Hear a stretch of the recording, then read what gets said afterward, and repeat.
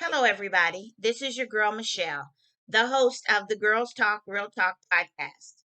Today, we have an extra special show that I am sure will leave you informed, inspired, and empowered to live your life, your purpose, your destiny out loud and in living color. Stay tuned for today's show.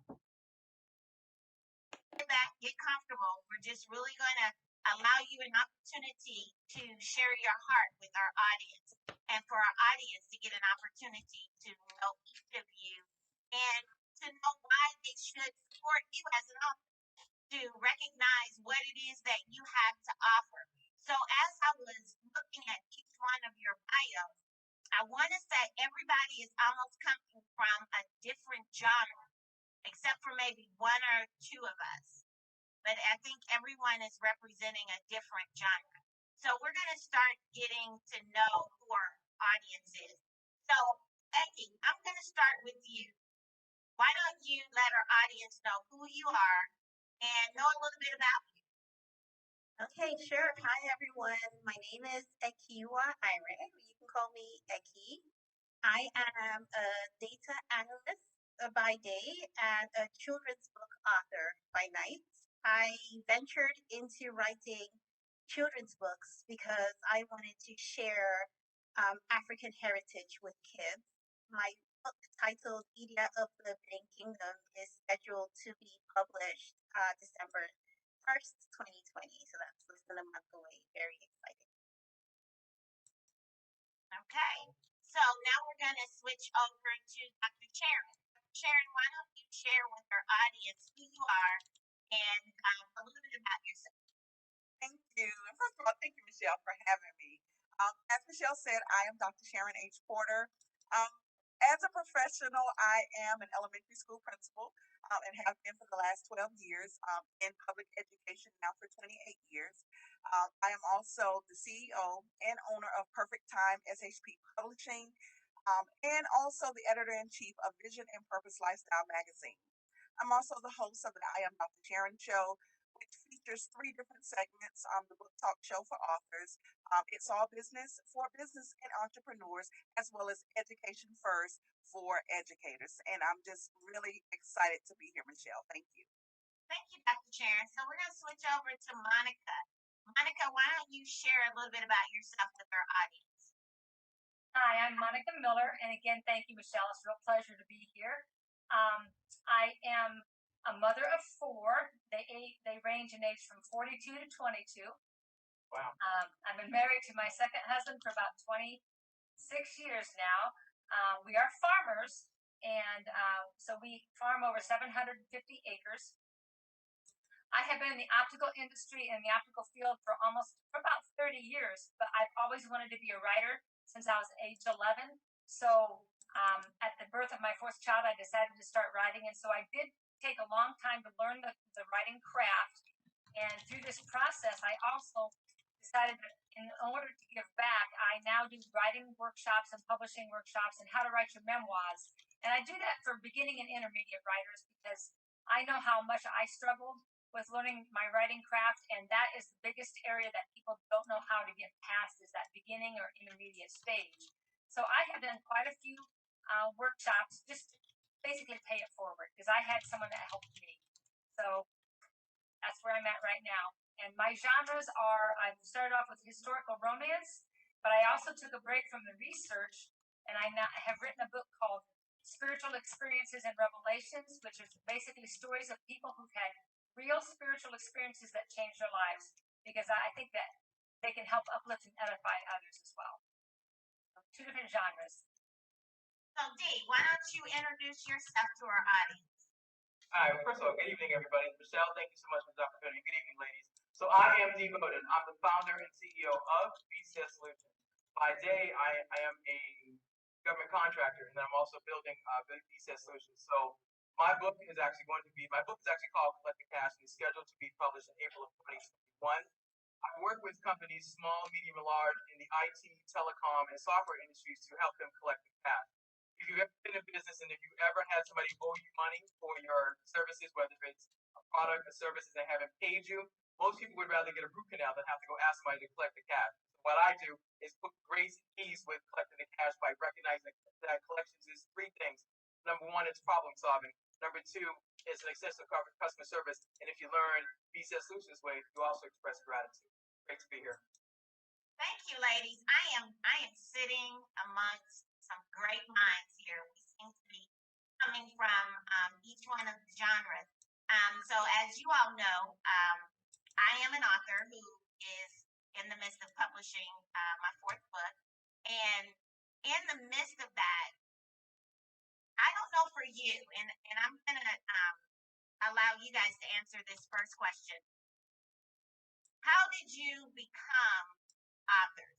What moved you to start writing? Go first. Okay. So last year, I was a guest on Dr. Sharon Wood's radio show. And she said, "What do you do?" And I said, "I do collection." And she's like, "I never met anybody who likes to collect money." And so she had me tell my story on her radio show. And then she was actually having a book, an anthology project. And she said, "Would you like an opportunity to be in the book?" And I said, "Yes." And she said, "I think you have a unique way of teaching business owners why collecting the cash is so important, and I think you ought to include your story along with all the other entrepreneurs and be a part of the 31 strategies that business owners need to learn on how to manage their business." So it covers a gamut of things, including managing your cash flow, collecting your cash, and that's how I actually got started. She was my first entree into becoming an author by being a co-author in her book. And what about you, Dr. Sharon? How did you start this love of writing? Very similar. I've always been a writer. I've always been a journaler. So, but never thought about being author as far as publishing a book. And just like Dee, about 5 years ago, I was invited to be a contributing author in a anthology. And it was actually about network marketing. At the time, I was in network marketing, and we were talking about the process of what we go through. And something happened when I got that book in the mail. Those books in the mail, and I have not stopped writing since, and even went on to open a publishing company and now help other authors to publish. And so I just think the love of writing has always been there, but the authorship bug was actually through that invitation to be a part of that anthology. And so I never looked back since. Okay. For me, it was like you, Dr. Sharon. I'm a lifelong journaler. I drive my family crazy, all the books and journals I got laying around. Yes. But it was one. My mother lives in Illinois. She lives in a small town in Illinois. And she had come in town to visit. And she, I guess, wanted to talk. And I was in my room writing. And for me, it is my self-care. It's my moments of meditation. When I get all of the stuff that's in my heart and my head out, so that I can go to sleep or so that I can start my day, depending on when I'm writing. And so this particular day, she came in, and I guess she had just really got frustrated with me because I was writing before I went to bed. I was writing that morning when I got up. And she said, "With all that writing you're doing, why don't you just write a book?" And literally, that's how it got started. That thought started, I guess, hanging around in my head. And at the time, I was doing some consulting work with some entrepreneurs, helping them legitimize their businesses. They had side hustles that needed to become businesses. And so I found myself repeating myself over and over and over again. And I'm like, I just need to record this. So all I have to do is hit play and they can have the information. Well, my mother's voice came into my head and it was like, write a book. And so I wrote a book. And that was the first book that I wrote. And a lot of times we don't think about how our books are answering a question that we don't even know that people already have. So Monica and Eki, I want you to answer this question. talk about the inspiration behind your book. Which genre would you prefer I talk about? I'm really into the historical romances because I don't think that they really know what that entails in the time periods in which you write. So why don't you share that? Well, yes, I've wanted to be a writer since I was 11, and I was inspired by my sixth grade teacher, but I don't necessarily need to go into that. I was a voracious reader as a child, and our living room was full from ceiling to floor with books. So I did a lot of reading. My parents did a lot of reading, and they had a lot of Taylor Caldwell books. She's an old-time writer, 30s, 40s, 50s, 60s, 70s, somewhere in there. So I read a lot of her books. But then as I got older, I started reading a lot of Kathleen Woodiwis's, which are romantics, and she was a very well writing. She wasn't a cheap writer, like a lot of people did, just crap writing. And so I really was, those two people inspired me as far as their style. So I always wanted to write historical romances. So when I decided to start writing after the birth of my fourth child, I knew I had to do a lot of research. I had attempted to write a book in my early 20s, but it was shelved because it was pretty awful. So I got that out and I dusted it off, and I started doing more research. I decided to put Underground Railroad in my story. I decided it was in the 1860s during the Civil War. So I did a ton of research, and that's what takes a long time, because when you write about what someone does, you have to say, well, how did they do that then? And so that's what takes so long. So it took me several years to write it, but I was learning my craft, so that was a good thing. But I love history. I've always been a history buff, so that was an inspiration for me as well. Plus, I wanted to put in different lessons and symbolism. I wanted to write about redemption and forgiveness and loyalty and bad choices and even sacrifice. So as an author, I can put my feelings about those in my characters. And so as I was writing my stories, I would have these themes running through my story as well. So there's just a lot of things that was satisfying to me is when I wrote that first book. Okay, Eki, what did that look like for you? Well, same as Monica. I just kept nodding as you were speaking because we both, I think, our childhoods were the same. I started reading when I was 10, thick novels. I loved reading. Started writing, I think, when I was 13. Loved writing poetry and short stories. Just after I graduated high school, I wrote a novel. I co-wrote a novel with my friend. Even when I read it now, I'm so impressed. But right after high school and into university, life took over. I went down a different path. I fell in love with IT, became a data engineer, didn't write as much. Don't even read quite as much as I used to. I don't read novels anymore. I read more blogs and articles. It started, the thought came to me when I had kids. I grew up in Nigeria, in Benin City, and Lagos, and I live currently in Canada. Canada is it's a relatively friendly place, but you do know that you are different, and your kids are growing up in an environment that you did not grow up in. And in trying to empower my girls, I started buying a lot of books that would teach them a sense of self, who they are, where they come from. And I bought a lot of books on Black history, on Maya Angelou, on Martin Luther King, and on Rosa Parks, and they know all of this. But um, I couldn't find any books to teach them African history. And I searched. I'm quite good with Amazon. I've contributed quite greatly to just. I think we all are. I searched. I couldn't believe I couldn't find anything. This was 4 years ago, and I said, you know what? I'm just gonna write a book on African history, and I'm gonna choose a character like a Maya Angelou or a Rosa Parks. I'm gonna write on her. And I did quite a lot of research. I spent, I think, 3 years researching.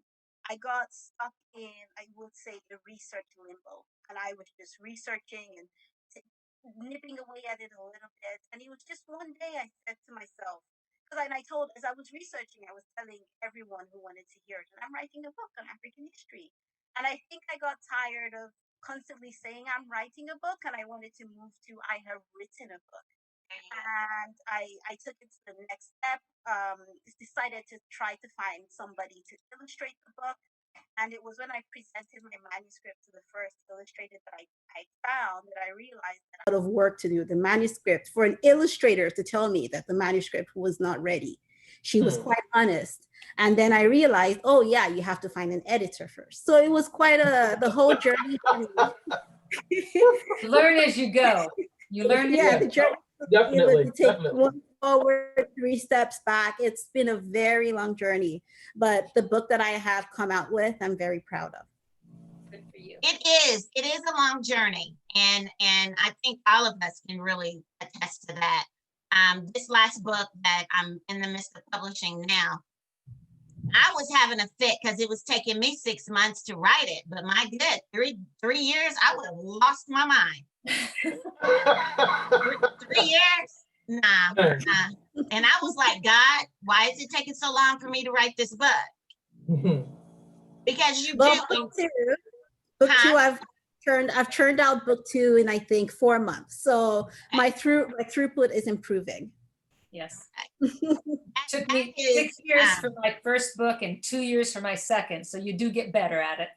Good. I'm glad, because I was like, okay, this can't be like that. We can't be writing for 3 years and researching.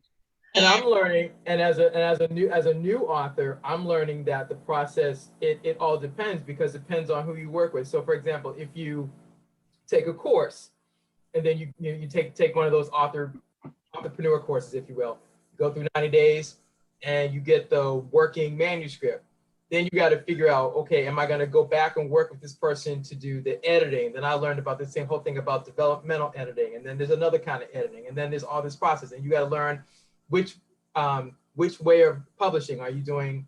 Are you going to strive to become a published traditionally? Are you going to do self-publishing? Are you going to go through a hybrid? Are you going to go through vanity press? I was like, I just, you kind of wake up. I said, I just want to tell my story. Wait, no, boo, hold on. No, it's not just, you just want to tell your story. Then you learn that books are actually a business. Then there's all these other pieces, that comes along with it. And then it's, you don't want to just, come out here and just slap something out and go, this is my book.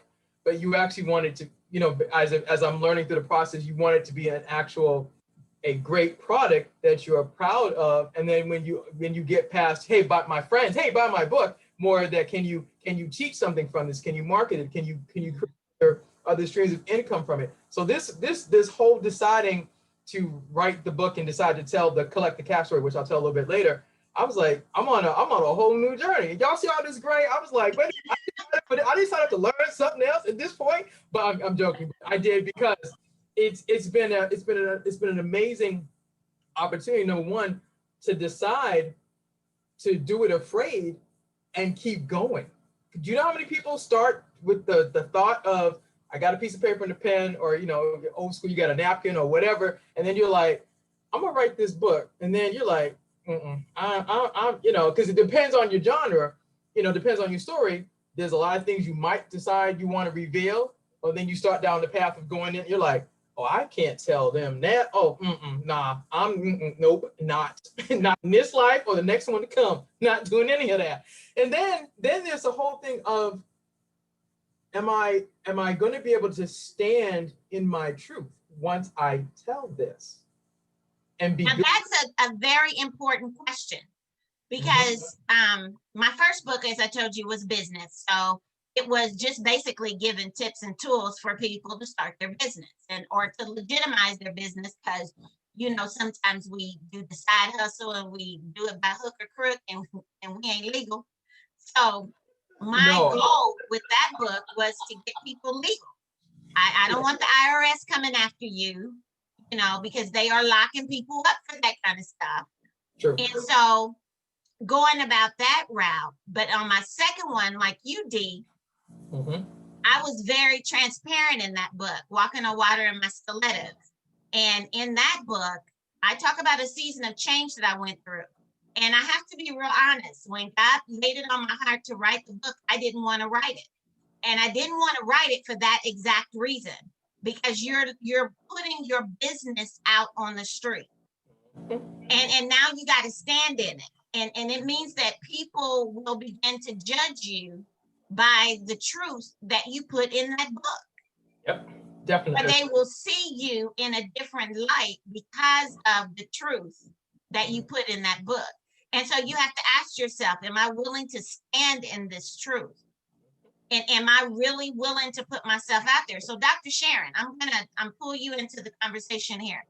As a publisher, and the different kinds of books, because we've got the historical romances, we've got the business how-to, and we've got the children's book, and then I do Christian nonfiction.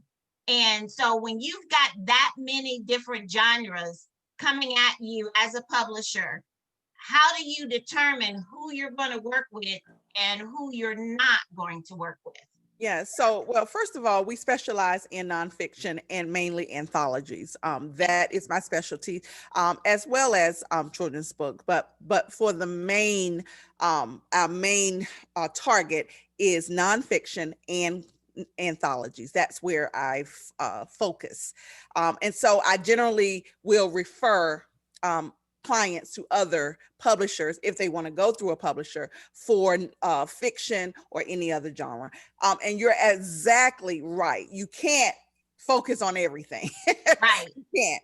And I don't try to. So that's really how and a lot of mine are my own anthologies that I do, even though I've done several. A lot of them, for example, I'm an HBCU advocate, a historically Black college and university advocate, and I'm the visionary and publisher for the HBCU experience. And so what I do, I gather graduates that have graduated from any of the HBCUs, they share their experience, and I donate all of the proceeds to that university. And this is something that came about from Bennett College a few years ago when they were getting ready to lose their charter and then ultimately have their doors closed. And I just felt that I wanted to do something. I had given my little bit, but I just didn't feel like it was enough. And so that's where that was born. And so right now I work with several nonprofits where I publish their books and donate to whatever cause it is. And that's my part of giving back. Okay, well, I take my hats off to you for that one. Thinking about your individual work, what would you say to someone who is interested in becoming a published author? I'm gonna start with you, Monica. What would you say to someone that has come to you and says, okay, the author bug has hit me, I'm ready to write this book, and they come at you and tell you all of the wonderful things that they think is going to happen as they publish this book, and how it's just going to put them out there and everybody's going to know their name and they're going to be on the New York Times best-selling authors list, and they're going to get all these speaking engagements, and they're just going to be so successful. What would you say to them? Well, the first thing I always tell people when I do my publishing workshops is never publish until you're ready. I have seen too many people who published books that were not published worthy, and they ruin every chance of ever getting their names out there from there on out. So the first thing I tell them is to make sure that they have done their homework and they've done everything that they need to do. I just had my cousin call me a couple weeks ago telling me she's going to write all these books, and she knew I did workshops, and so I gave her a crash course over the phone, just over what I normally teach people, and that just scratches the surface. You have to learn to be, you have to do all the editing and all that. But as far as becoming a famous person, I always tell them you're never going to be the cream of the crop unless you are that rare person. Most people cannot make a living at being an author. That's just 95% of authors have a day job or they're homemakers or whatever. They just aren't going to do it. You do it for the love of the writing, or if you have a purpose. My spiritual books, I have found that people have actually used them as Bible studies. I've had people tell me that they have touched their hearts, and that's why I do it. I don't ever expect to be on the bestsellers list, but I want at the end of my life to know that I've helped someone with a spiritual struggle that maybe someone else had that could help them. So it's very rewarding when I help people learn to write. It's very rewarding when people call me or tell me that my books were so interesting that they love my books, or the spiritual books, they actually help them. So get rid of all those illusions of grandeur. We're just everyday Joes out there putting out information for people that hopefully someone can benefit from. Okay, Eki, the same question. If somebody came to you and said, you know what, I really like the fact that you wrote your book to reach children, to educate, to inform, and to empower children. I'm interested in doing that, and this is my idea. And so, what would you say to them to help them start their process? I would kind of like what Dee mentioned earlier. It's you have to ask yourself, and I remember when I started, I was asked this question: what do you want out of it? Do you want to be able to say, walk into a Barnes and Noble and see your book on the shelf? Is that your goal? Is your goal to tell a story that's always been inside of you? Or is your goal to make money? My goal when I initially started, and when anyone asked me this question, when I initially started, was I want to make money. My goal here is to get an extra source of income. Over time that changed, and my goal right now is to create culturally accurate books that represent African history. But for anyone that wants to become an author, for whatever reason that you're doing it, you first have to establish your goal. If your goal is just to write a book and get that story out of you, then there are really cheap ways of doing it. KDP, print on demand, you are out there, you're on Amazon. If you want to be on Barnes and Noble, there are vanity presses that can do that for you. If you want to make money, that's where it's no longer a sprint, it's a marathon, and you have to take your time and figure it out. Okay, so what I'm hearing you say, and what from the both of you say, you have to know your why. Going in, you got to know what your why is. Dee and Dr. Sharon, I'm going to ask you this question. When you started your process of writing, I know Dee, yours coming out in the spring, but when you started your process of writing your very first book, what did that feel like for you? Not what did the process look like, but what did that feel like for you? Oh, I can tell you honestly, I was nervous. I was seriously nervous because at my core, in my profession, in my career, I excel at what I do. But to decide that I'm going to take what I know how to do for a living and decide that I want to teach business owners how to collect the cash, and that I, Dee Bowden, have a new way of doing this, I was nervous. And then I was like, who's going to listen to my story? I'll be honest, I was like, who's going to listen to this story? Because I often say, you can go to, using Barnes & Noble as an example, you can go into the Barnes & Noble bookstore and look at whatever section it is. It's business, it's self-help, it's diet, it's this and that. And I contend that most people, when they write their book, if you took the five of us right here on this call, each of us could go into Barnes & Noble and find our level of expertise. And then you, Sharon, you would say, I wrote my book, and this I discovered the best way to do anthologies. And now, mind you, there's other people that's written anthologies, but you're going to write your description about how you wrote your anthology. If I go in and I'm going to tell you as a business owner, this is how you collect your cash. I can go in and look in the business section and see, you know, that there are other business writers who have said, well, this is how you collect the cash. But I realize that everybody who writes a book believes that their story, their principles, whatever their ahas are the next best thing to whatever is already out there. And you got to be confident that when they tell their story, there's room for it. And so I was absolutely nervous, but I'm grateful for my teacher who said, once we had the interview, she said, you're not scared. You want the business owners to win. And I said, I do. Mm-hmm. That changed everything. What about you, Dr. Sharon? Yeah, for me, it was extremely exhilarating. I was more anxious to get it out there, because as I said before, I was already writing, and so now it was just that next level. I'm actually going to be published. I've written blogs. Like you, so many journals all around the house. So now it's actually going to take these words and actually be published. So it was more exciting and exhilarating than anything through that first process. So just a very exciting time for me back then. So I'm gonna stick with you for a second. On your first book, how did you come about the title of your book? Well, again, it was an anthology, so I only had to title my chapter, and that was really like an easy way in, and that's one of the things that I will always tell authors who want to write and maybe don't have the time, or whatever it is. Becoming a part of an anthology is a very first easy step.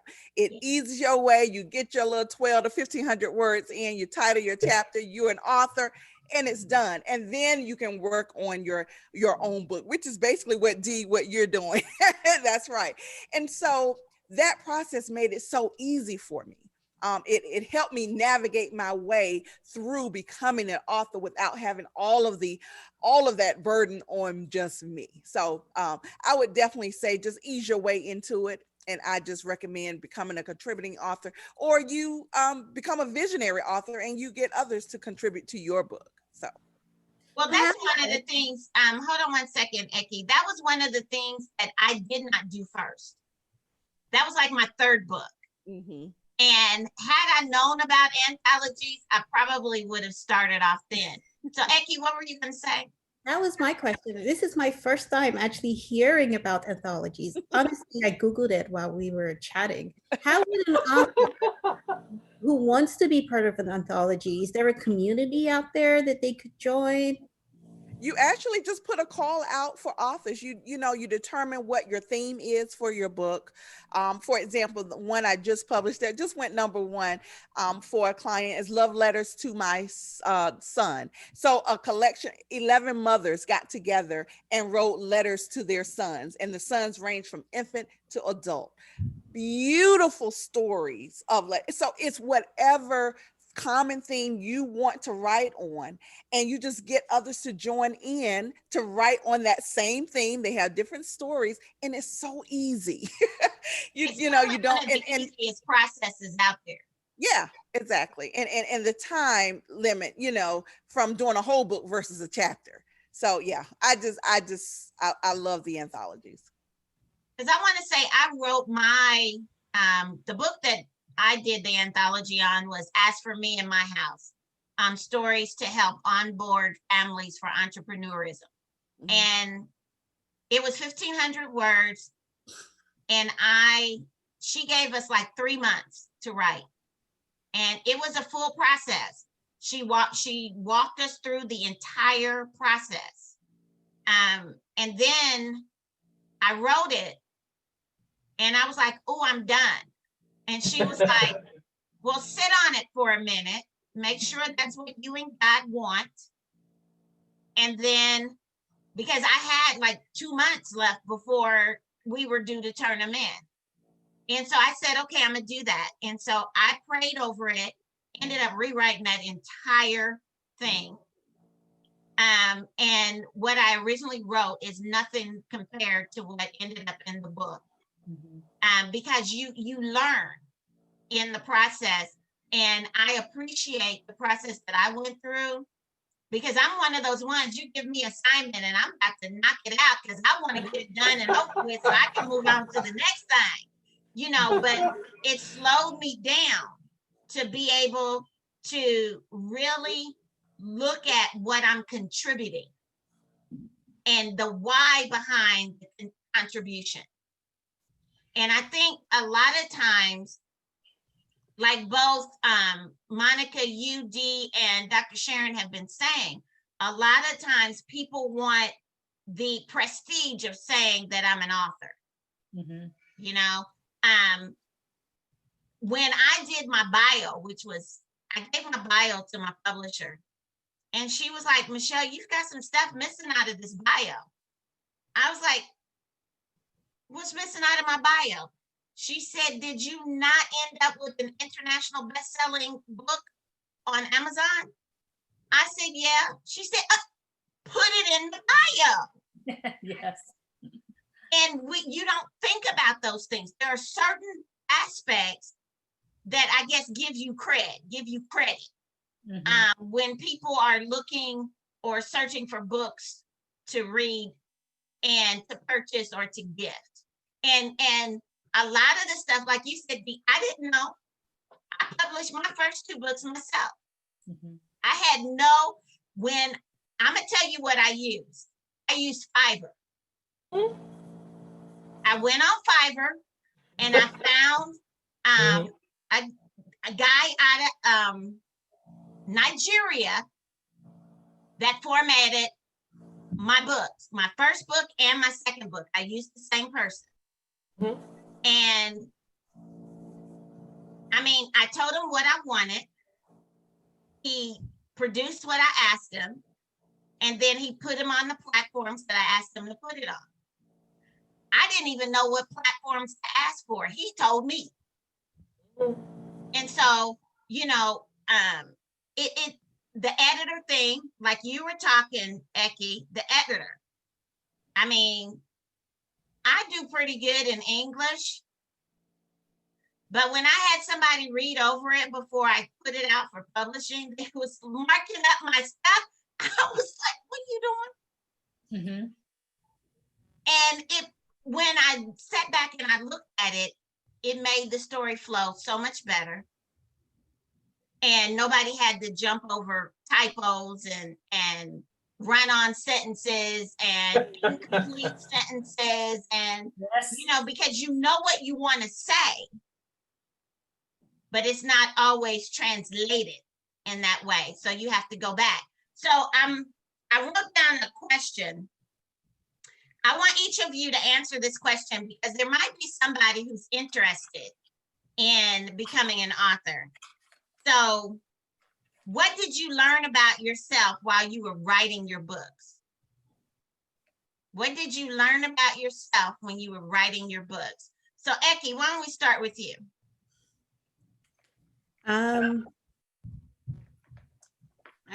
What did I learn about myself in writing this book? I would say that I didn't realize that I could work as hard as I have. And I've worked very hard in this book, all the while still keeping my day job. And that is what I've learned about myself, that when I'm passionate about something, I somehow seem to find a way to make it happen. And I got passionate about this project somewhere in the middle. And it was at that time, unfortunately, that I learned how much work it would be.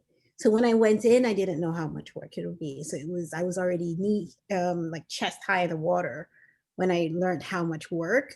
And I have put in quite a few overnighters to get it out there.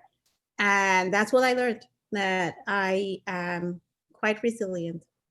Okay, Monica, what about you? What did you learn about yourself when you wrote your book? Well, first of all, I think I learned why God gave me the gifts he gave me. I have the gift of tenacity, stick-to-itiveness, and I would never have been able, and just like Eki said, had I known how long this process was going to take, I don't think I would have started.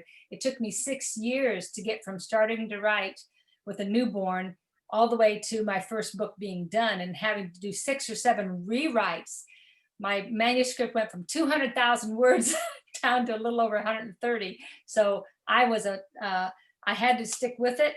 And I also found out that I needed to lean on God for everything that I do. If it's his will, if I'm going to be successful, it's going to be because how successful I'm going to be is totally up to God. And that took the burden off of me. Talk about burden of, will I ever be successful? I trust in God. I had to learn to lean on him over so many issues. And when I was ready to give up, he always fed me a lifeline. There was a lifeline that came in when I said, okay, I'm done. I can't do this. I got that lifeline. So I said, okay, God, that means you're not ready for me to quit. And he kept me going. And I totally now, my whole life has been transformed by that. So Everything I do is, okay, God, what is it you want me to do now? So I learned how to lean on God. Okay. Dee, what about you? What did you learn? Or Oh, what are you wow. still learning? So the first thing I learned was to make a decision and then walk it out. That's the first thing I learned, is to make a decision to write the book and then walk it out. Number two, I learned that God will bless you. He blesses the works of your hands, but I needed to be in motion. I learned that. The third thing I learned was to admit what I don't know and be willing to ask for assistance, and not to feel bad about it or feel ashamed about it or feel some kind of way about it. It was that you don't know what you don't know. The word says, if you're, I think it talks about wisdom. If you have not, basically because you ask not. If you need wisdom, you need to ask. And I realized that there, as a part of this process, like I know my lane of brilliance, which is collecting money. I didn't know the other pieces that would come with this, but I learned that I could ask God for assistance and then get quiet and then keep moving toward doing something. And then miraculously, like for example, my writing coach came from me going through my class. I finished my class and I'm like, oh my gosh, so this is what I did? Like, what is this? And then miraculously, we had one phone call where my writing coach said, do you need some help? And for a second I was like, nah. She's like, you sure? I'm like, nope, yep, I need help. And I had to get comfortable being uncomfortable. That's one thing I learned, is to learn to be uncomfortable, but to keep going.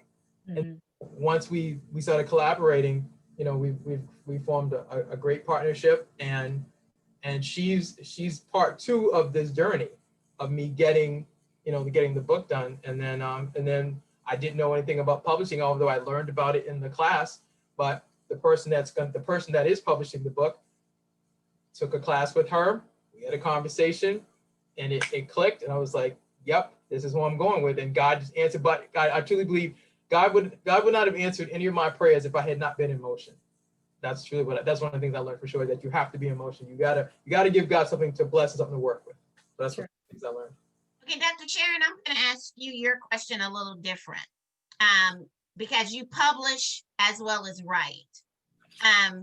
So how does that look like for you up under both of those umbrellas?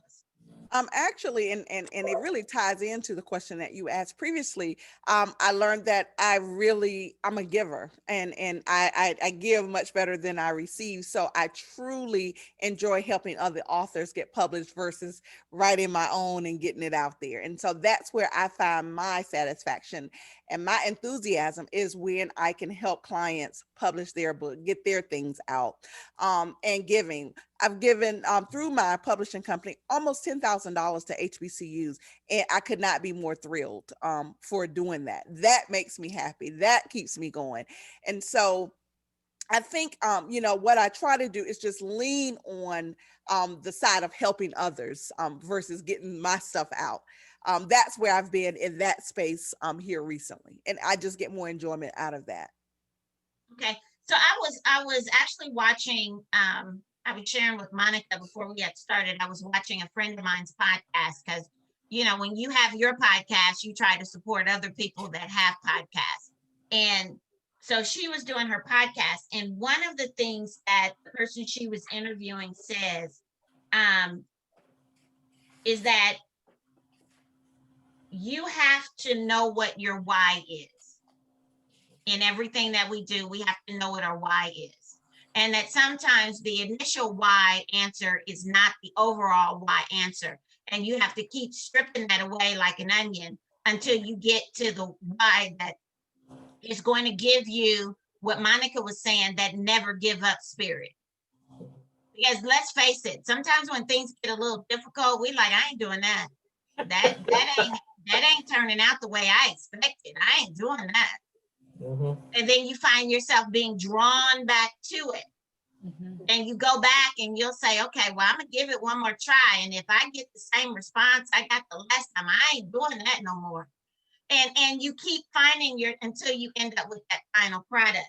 And so in what everybody did, what was your greatest lesson? What was your greatest lesson? So I'm going to start with Monica first. Monica, what was your greatest lesson? Wow, that's a great question. I feel like I've learned so many things. It's hard to say just one thing that I learned. I think I learned more about myself than I never had time to think about myself. I was one of 12 children. I helped raise all my sisters and brothers, went right into a family and having children of my own. And writing allowed me to become who I am today. It gave me that venue to explore and develop myself. And so I always had that writer in me since I was 11 years old.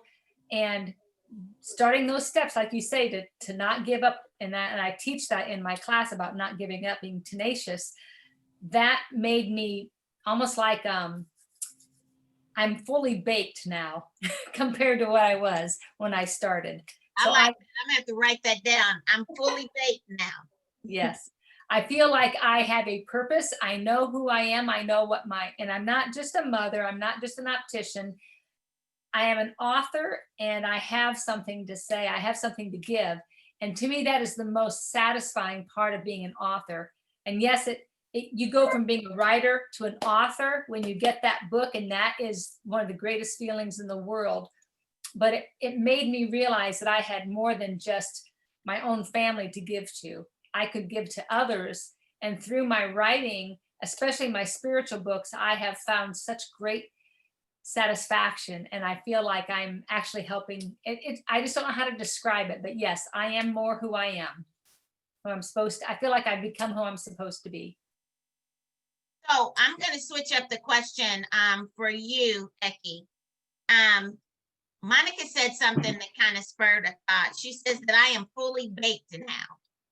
So in the writing that you've done, and we know that it is presenting information that needs to be known, and it's presenting it in a way that it empowers our young people to know their identity. Because I truly believe you have to know from which you've come in order to know where you're going. So understanding that, how have you tapped into your true self by writing this book? I would say, like I mentioned earlier, the Eki of before, and anyone that knows me knew me for this, I was financially motivated. Almost everything that I did outside of social jobs were financially motivated. I could love the company, I could love the environment. If I felt like the money wasn't enough for my lifestyle that I wanted to leave, I would leave. And I left quite a few jobs, and I started quite a few side hustles, which after realizing that the finances were not going to be what I thought they were going to be, I'm like, no, that's not worth my time. There's not enough money in this. No, I'm gone. Same thing with becoming an author. When I decided to write this book, I saw myself in TV. I saw myself with like all of the balloons and everyone on me and making a ton of money. I planned it all out. It was, like I said, halfway through that I realized, oh, I'm going to have to keep my day job with this one. And this is the first venture that I have gone into that is so much work, and the finances from it do not look like they're going to be worth it. But I have absolutely no intention of giving it up. It is so fulfilling to me. It gives me so much joy to, even for my kids. And I didn't even think they would keep asking me to read them my book. And they're not asking, I don't know whether they're asking me because it's mommy's book. I hope not. I really think they do like it. And even the second book, they seem to love it too. And so I seem to be somebody that is able to not only write books that entertain kids, but give them a sense of self. I never thought that I would be able to boast of having such an enormous social impact. I'm very proud of it. And I guess that, like, I forgot what your question was, but I hope I've answered it.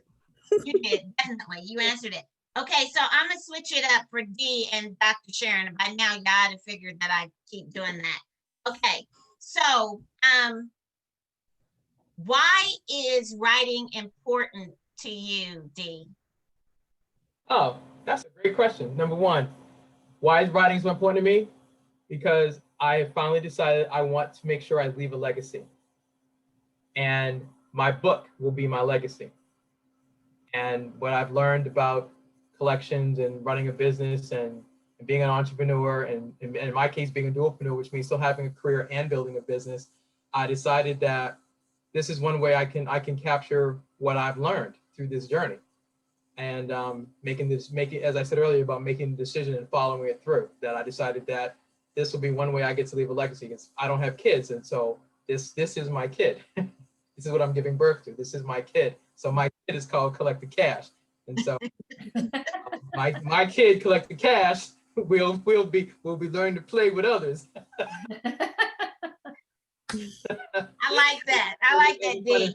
In the financial space, my kid Collect the Cash will learn to play with others, and will teach principles that I've learned, and then will also allow it. Also, why it's also important for me is it allows me to bring my faith into what has made me successful. You know, it's been faith and hard work. You know, faith without works is dead. So my part has been get the faith, but do the work. So I get to teach this part in writing and say, this is my belief. Just like you all see all the books behind me. Everybody who wrote a book that's behind me, they decided that this story needed to be told. Well, I finally decided that my story needed to be told, and this is the opportunity to do so. And also, I guess, on a personal note, I have a milestone birthday coming next year, so this is very important that I get this done before my milestone birthday. Okay. So, Dr. Sharon, why is writing important to you? So writing is important to me because I want to help others. Every book that I've written is to help someone else. And I'll take, for example, my Women Who Lead series. The latest one is Women Who Lead, featuring school principals. That one was designed to help aspiring principals, to let other aspiring assistant principals know the challenges, the obstacles, the barriers that we as educational leaders, women, had to face, go through, and overcome to get where we are. And so it's really sole purpose is to help others. So whatever that theme is to help someone else who's trying to get where I am at that point. Okay. I think after hearing from the four of you, I think we've covered just about everything that there was to cover. If anybody has any questions. So one parting thing, Dr. Sharon, publishing versus self-publishing. Okay, so Monica, did you use a publisher, or did you self-publish? I tried to go the traditional route, and I spent more than a couple years I was determined to publish traditionally, until a fellow author that I have learned through or met through Fort Wayne, he has written many, many books. And he told me, Monica, he goes, I'll deny it if you ever told anybody, so I'm telling people now, but he said that most publishers will not look at you unless they think that you can publish over 40 or 50,000 pieces or books. And it's very difficult. And that was what I decided, okay, I'm going to have to go the self-published route if I want to. And it was still a lot of work. I had to, I did my book cover. I had someone I had to find to wear the outfits and to design it and all that kind of thing. So there was still a lot of work involved. But once I self-published, I then became my own marketer. I went out and I did author presentations. I did workshops. And so you have to be your own marketer. I mean, that's just the way it is. But at the same time, I was helping other writers. So it was a win-win for many years. But you have to be prepared to market if you self-publish. So, okay. Yes. So Dee, are you using a publisher, or are you self-publishing? I'm using a publisher. Okay. What about you, Eki? Did you self-publish, or did you use a publisher? I self-published. Okay, so we know that Dr. Sharon used the publisher because she's the publisher. I have used both. this current book. I'm working with a publisher now, and the one thing that I've learned, if I share anything else, and Dr. Sharon, you can come behind me and give the pluses about using a publisher. The one thing that I've learned in this experience is to list what your expectations are. Determine what your relationship with your publisher is going to be. And once you get that identified and you see the publisher that you are interested in creating a partnership with, make those expectations known so that they can tell you if they are able to meet expectations that you have. Because let's face it, in life, we always have expectations. If we walk out the house and we know it's winter and we live in a place where it's going to be cold in winter, there's an expectation that when I step out the house, it's going to be cold. And so even in that, there are expectations. And so that was probably has been one of the biggest lessons that I have learned, is to make sure you know what your expectations are. Because as one of you said, I think Dee said, we don't know what we don't know. Yep. I don't know what questions to ask a publisher if I've never worked with a publisher. I don't really know the correct questions to ask if I've only worked with a publisher for an anthology and not for a book, because it's two totally different interactions, relationships, the whole 9 yards. And so I learned a lot about the self-publishing aspect of it. But now that I'm working with a publisher, there's some things that she's taught me. Like, I never knew that I needed to get a number from the Library of Congress. I knew about the ISBNs and getting my own ISBN and not having someone else get my ISBN for me, especially if you're using KDP. The ISBN that they give you, you can only use for KDP. You can't use it anywhere else. So there's little things that I've picked up along the way. And so I'm gonna let Dr. Sharon jump in here. So what are some things, if we're considering working with a publisher, that we should look for? Well, first of all, I have an inquiry session with any clients who is trying to, publish through my company. And once we decide and I hear what they are looking for, what they're expecting, then they're going to get a publishing agreement. And that's where those expectations will come that you're talking about. And so everything is going to be clearly laid out. And so it's not going to be a surprise as to what you're expecting, and it shouldn't be. So my recommendation, just like you said, is to put it out there. You need to meet with them before you sign on that dotted line that you want them to publish, to what your expectations are. What do they offer? What are the services? The royalties, because I know some hybrid publishing, they don't give you your royalties, or they give you a percentage of the royalties from Amazon. I think that's absurd. And so you have to know all those things. I was just actually talking to a client earlier today where they are giving them 7.5% of their Amazon royalties. That is absurd. And so you have to know what you're dealing with. It's your work. Why aren't you getting 100% of the royalties from your work? And so just really in talking to people, just like you said, you learn when you talk to people. Listen to podcasts, author podcasts. You get so much out of that. But do not go into that without an agreement and without signing that agreement. Dealing with deadlines, expectations, release date, percentages that you have, everything needs to be in that agreement that you sign. And so I would just say, just do your due diligence and your research, and referrals. Find out who else have they published. Talk to them. How was their, what was their process like? Just like you would do anything else. So I would not go into a relationship, a business relationship, blindly, when you can definitely go and hear from others, get their feedback before doing that. Now, Dr. Sharon, do you recommend that individuals that have published their books to go after some of the literary awards that are out there? Oh, absolutely. I mean, I think it's awesome. Everyone wants to be awarded for their work.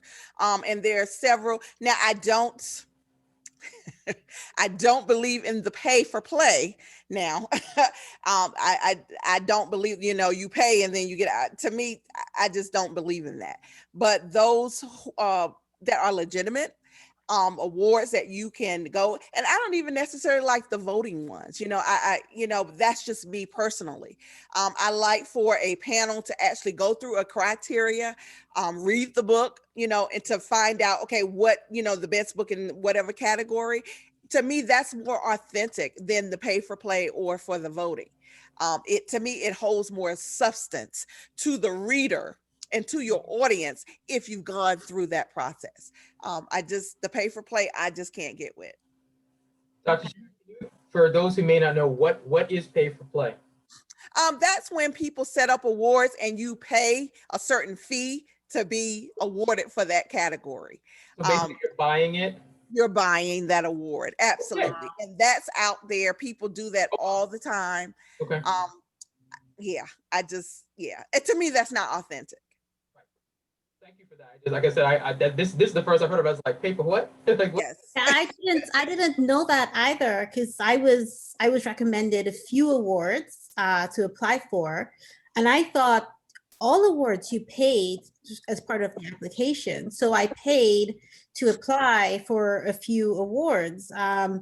Quite expensive, actually. But Yes. then when I started doing some more research, I saw that there is a whole other category of awards. Quite a lot of them do not accept self-published authors, by the way, but some of them do, and you don't pay for those ones. And that, I think that's more authentic. However, from the consumer's point of view, if all you want to do is put a flashy sticker on your book and have people think that your book is worth something, I don't think the consumer would know the difference between the legitimate literary award and a pay for play. That's just my opinion. No, and they probably wouldn't, but again, that's just the integrity. No, yeah, you would know. Yeah, the thing of it is, when you get into this arena, and when you begin to operate in the manner in which we operate as authors, you begin to see that there is some lack of integral behaviors. I'll say it that way. Absolutely. And you have to be able to identify what that needs to look like for you, and what you will attach your name to. Because at the end of the day, it's really about our legacies. It's what Dee said. It's about the legacy. It's about what you are leaving behind. The things that say that I was here, that I lived, that I loved, that this was my contribution to my community and to the world. And then I left off the scene. I took my rest. And even in that, one of the things that I said was, my grandchildren and my great-grandchildren, if they have trouble paying a bill, they can go sell a book and be able to pay a bill. Yep. Because it's already there. It's already there for you. The legacy is already laid out. And so I think that is very important, that when we operate, that we operate in integrity, that everything that we do, we remind ourselves that not only is God watching, but there's another upcoming author that is watching every move that you make. And you can either inspire them or rebuke them in your actions to where they never step into something that they were meant to do. And so, ladies, I thank you so much for being on the show today. This was fun. Absolutely. I enjoyed every minute of it. I do want to do this before we leave. I'm going to leave you, Eki, for last. But I'm going to start with Monica. Monica, do you have a copy of your book handy? I have all three of my books handy. This is my first book, which is called Threads of Betrayal. It's my first historical romance. The sequel was Winds of Betrayal. And I have started the third one, which is going to be called Sons of Betrayal. That kind of gives you an idea of where it's headed. But in the meantime, I took a break from all my research and I wrote this book called Spiritual Experiences and Revelations. There's 12 stories in here that are very unique. Some people had diseases, some people were outcasts, some people, one sat in prison, one housed a demon. So there's all different kinds of stories in here. There's an angel stories in here. So I'm very proud of all my books, but yes, I hope that someone would take an interest in some of them. Thank you. Okay, Dee, I know that you're about to publish yours. Right, but if it's okay with you, I'll share with you the book that actually got the journey started. Is that okay? Okay, that sounds great. All right, so this is the book that this is my first anthology I'm a part of for Dr. Cheryl Wood. It was called Entrepreneur Elevation. And on the back, there I am. This is what got me started on becoming an actual author. So this was the kickoff. That's one. Yep. So. Okay. And then Dr. Sharon. Yes, and for me, I want just to show my HBCU series. The first one was the North Carolina A&T. This is the one that we've given almost $10,000 to A&T State University. This one is Kentucky State, that was just released a few weeks ago. And then just this week, the Howard University, also who hit #1 on Amazon, was just released. And so again, all Amazon royalties go straight to those universities for scholarships for current students. Okay. And what about your children's books? This is my children's book. It's called Ekiuwa of the Benin Kingdom. It's about an ancient African warrior queen who lived 500 years ago. And this is the accompanying activity book that goes with the picture book. Okay. It is available for pre-order and we should be shipping out December 1st. All right. I am excited for you guys. I did want to show you my book. This is my second book, Walking on Water in My Stilettos, How God Strengthened My Faith Walk. This one was The Labor of Love. My other one, of course, you know, it hasn't come out yet, but it's Desperate Housewives of Biblical Proportion. Wait a minute now. Wait, look, that sounds, look, I may have to definitely get, look, we can of the look on y'all's faces. That was priceless.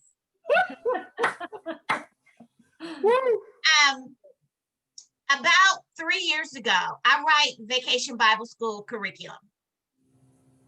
And a part of the assignment that God had given me at the church I was serving at the time was that every year I was to write Vacation Bible School literature that was specific to the vision of the house for that year.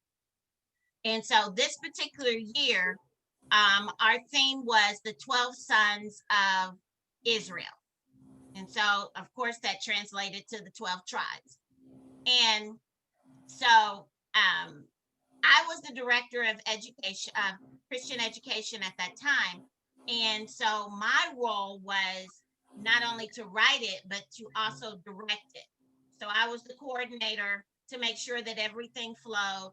I wrote the curriculum. I came up with the games. I came up with the activities. I did the whole 9 yards so that everybody had their books for their specific grade levels. And I also made curriculum for the adults. And so as I was writing, God began to deal with me about the wives, Jacob's or Israel's wives. And so I was just tinkering around. You know how you just kind of get an idea and you start writing down notes? That's pretty much how it worked out. And so when I opened up Vacation Bible School, my pastor at the time, he was like, well, because I had mentioned it to him. I hadn't really designed that particular aspect of the lesson. I was just writing down notes. I literally had sheets of paper like this folded up in my Bible with notes on it. And so he said, when he got up to pray and to do, you know, his part. He said, Minister Michelle is going to teach the adult class. Aren't you guys excited? I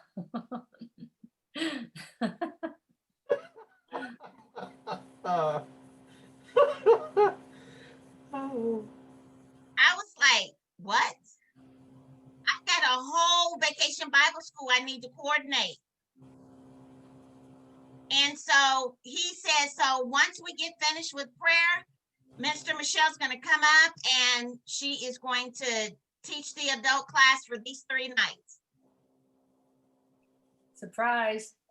And so God said, pull out your notes. And so that's how it was birthed. So that was the Desperate Housewives of Biblical Proportions Part 2. Because, you know, there were other wives besides these 4. And so as the first of the year, God told me to really develop the curriculum. So I'm thinking I'm developing the curriculum. I'm going to create a study guide and bring the wives to life so that people can pick up the rest of the story. Well, as we got into the pandemic, God was like, no, you need to make this into a book and you need to add the other 3. And I was like, huh? So I was like, okay.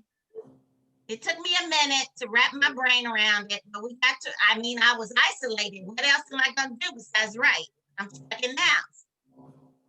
So I ended up writing about the 7 matriarchs of Israel that are in Genesis. And the theme of the book is their intimate relationship with barrenness.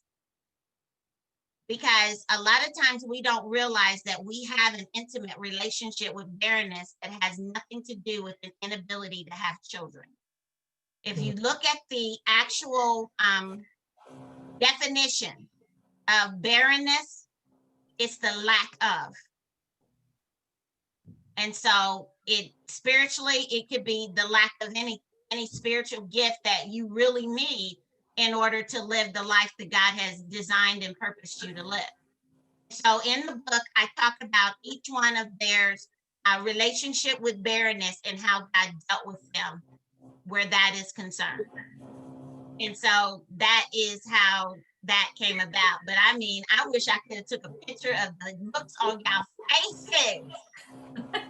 Well, you listen, the cool thing is that this is being recorded and is live on Facebook. So you can go back and it's 7:18, about 7:15, you get that little dot and be like, oh my gosh. Yeah, that part. Yeah.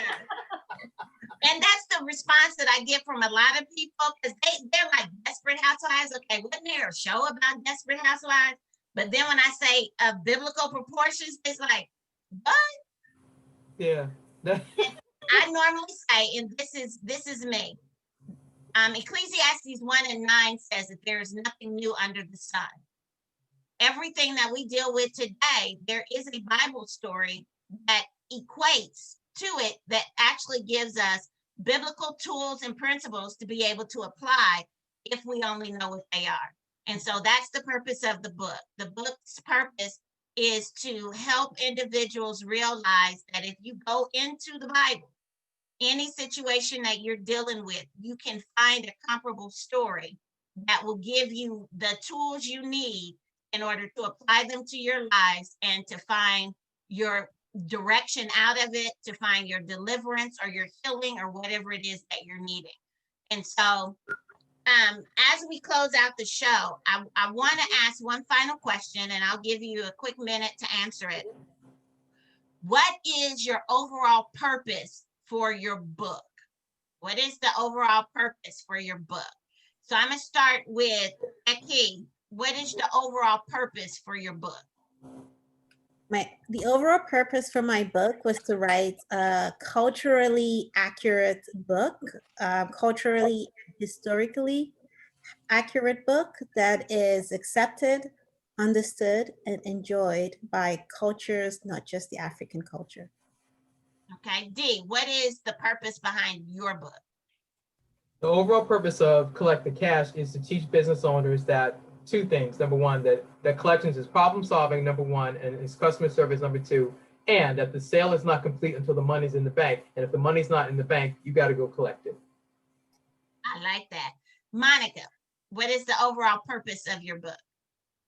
My historical romances were for entertainment, as well as learning about the times, and also to have my sub things, which were forgiveness and all the things that I had mentioned before, just like little lessons in their lives. And of course, my spiritual book is to uplift and edify others. Hopefully, people who've had similar situations or in similar spiritual trouble can find a way out with my spiritual book.